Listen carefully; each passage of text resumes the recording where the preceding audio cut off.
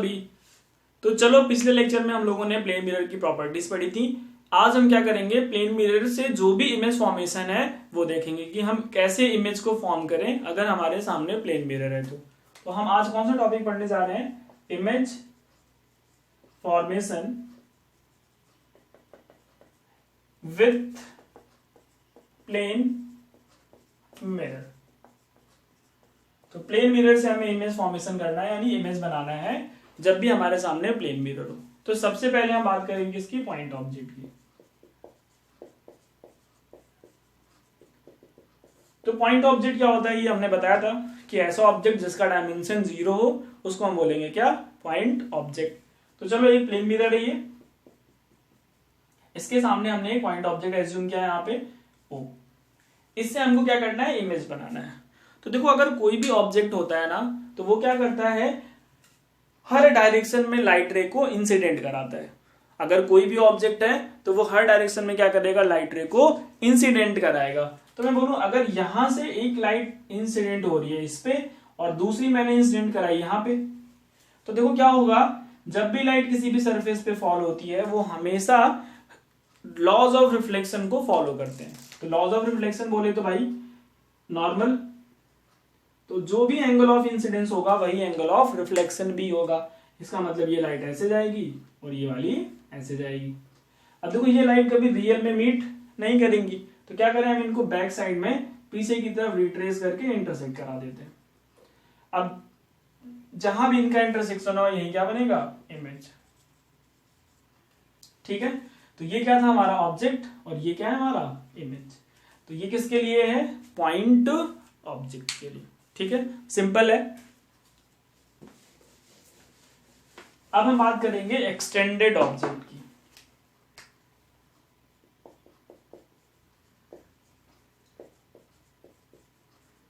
अब देखो extended object का मतलब क्या हो गया, जिसके पास कुछ डायमेंशन हो या कुछ हाइट हो। जैसे मैं बोलूं ये एक एरो लिया हमने और इसकी हाइट कितनी है, h। तो ये हमारे लिए क्या है, एक एक्सटेंडेड ऑब्जेक्ट है। इसकी इमेज बनानी है हमें। तो कैसे इमेज बनाएंगे, तो देखो जब भी हम एक्सटेंडेड ऑब्जेक्ट की इमेज बनाने जा रहे हैं तो हम क्या एज्यूम करेंगे, दोनों एंड्स को, मतलब टॉप एंड और बॉटम एंड, इन दोनों को हम as a point object treat करके पहले इनकी इमेज बना लेते हैं। तो सबसे पहले मैं इस वाले पॉइंट की इमेज बनाना चाहता हूं, तो मैं बोलूंगा एक लाइट रे जो है वो सीधे जा रही है, वो रिट्रेस होगी, एक इंसिडेंट हुई किसी एंगल से तो वो रिफ्लेक्ट होगी। ठीक, अब देखो क्या करेंगे, इसको बैक साइड में रिट्रेस कर लेते हैं। चलो यहां पे इनका इंटरसेक्शन हुआ, तो अगर मैं इसको ए बोल रहा हूं तो ये हो जाएगा ए डैश। सिमिलरली हम इसके लिए भी सॉल्व कर लेते हैं, तो इसके लिए चलो बना लेते हैं।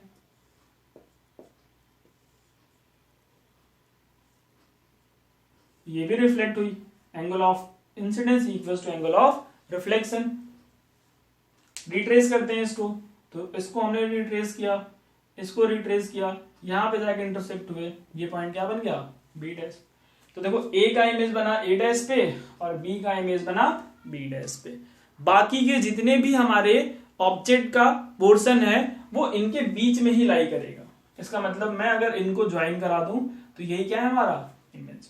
तो अगर इसकी हाइट कितनी है, h है, तो मैं बोलूंगा बी ए डैश बी जो है इसकी भी हाइट कितनी होगी, h, यानी ये पूरी हाइट कितनी है, h।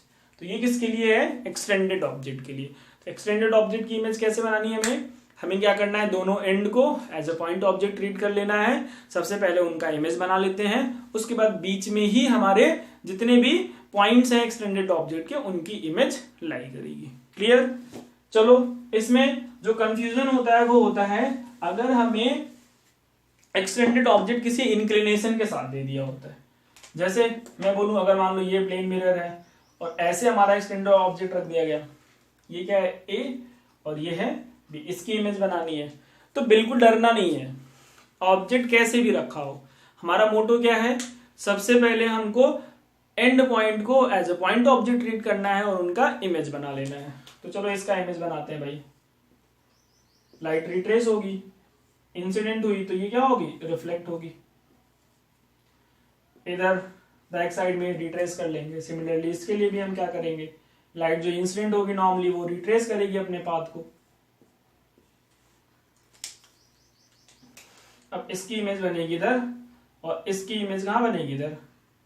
अब देखो क्या हुआ, ये बना हमारा क्या इमेज, तो मैं बोलूंगा भैया ये क्या बना A डैश, ये बना B डैश। तो ये क्या है हमारा एक्सटेंडेड ऑब्जेक्ट के लिए इमेज। बस ध्यान क्या रखना है, ये जो डिस्टेंस है यहाँ से यहाँ तक, अगर ये D है तो इसको भी D ही बनाइएगा, ठीक है। तो ये तो बोर्ड पे बना रहे हो, अगर कॉपी पे बनाते तो स्केल से प्रॉपर तरीके से हम ड्रॉ करते हैं तो इमेज थोड़ी सी और प्रॉपर दिखती है। तो ऑब्जेक्ट कैसा भी रखा हो, हमें क्या करना है, हमें केवल एंड पॉइंट को as a point object treat करना है और उनकी इमेज बना लेनी है। एक और प्रॉब्लम देख लेते हैं। ये है मान लो मार्कर, मैंने मार्कर रख दिया मिरर के सामने, ये एक मिरर है और इसके सामने मैंने ऐसे मार्कर रख दिया। तो चलो भैया मार्कर हम ड्रॉ ही कर लेते हैं मार्कर की हेल्प से। तो हमने क्या किया, यहाँ पे एक मार्कर को रख दिया,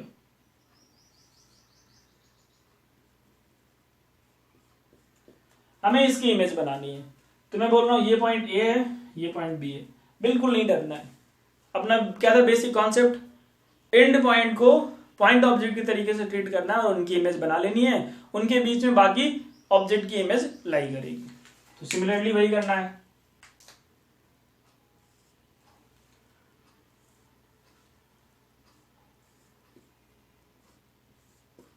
ठीक, एक लाइट यहां से आएगी वो रिट्रेस करेगी, एक लाइट यहां से आएगी वो रिट्रेस करेगी। बैक साइड में आप इसको ले जाओ, मीट कराओ, फिर इसके लिए भी वही करना है।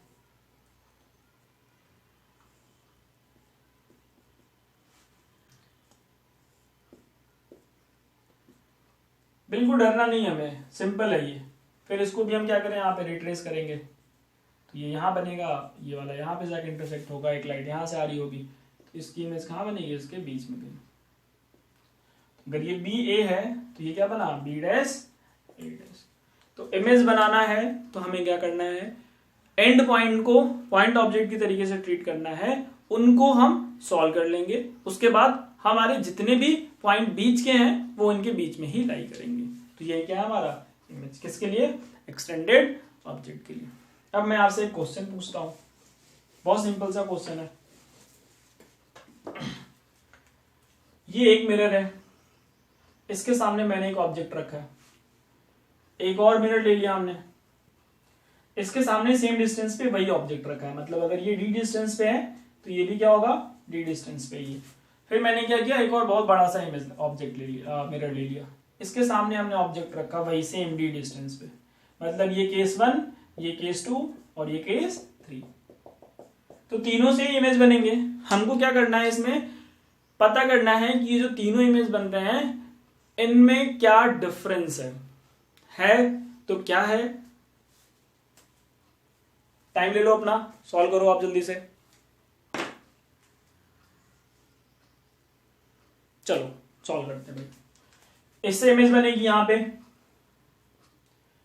तो बताओ कितनी लाइट रेज आएंगी। हम बोलेंगे इतने मिरर से जो भी लाइट आएगी वो सब की सब इस वाले पॉइंट पे जाके इंटरसेक्ट होगी, यानी इस मिरर के बीच में जितने भी लाइट रे आ रही है वो सब की सब इसी पॉइंट पे आके इंटरसेक्ट हो रही है।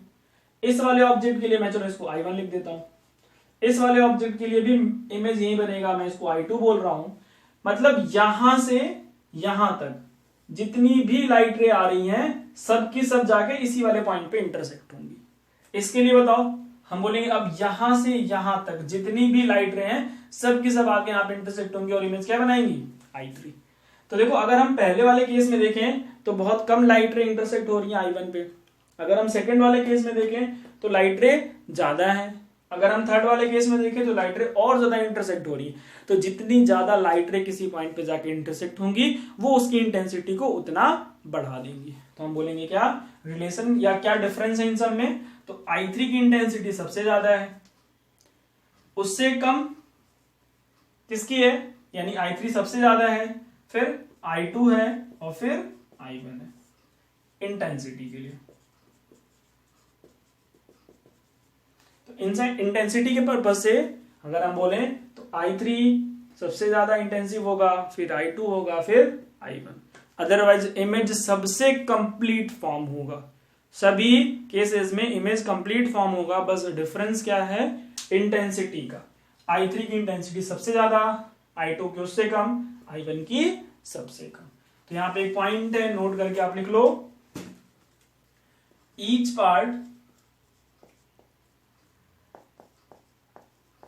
Of mirror is capable for image formation। यानी मिरर का छोटा से छोटा पोर्शन भी इमेज फॉर्मेशन के लिए कैपेबल होता है। केवल डिफरेंस क्या होता है, इंटेंसिटी में। अगर मिरर की लेंथ ज्यादा है तो इमेज ज्यादा इंटेंसिव होगा, मिरर की लेंथ कम है तो कम इंटेंसिव होगा। ठीक है,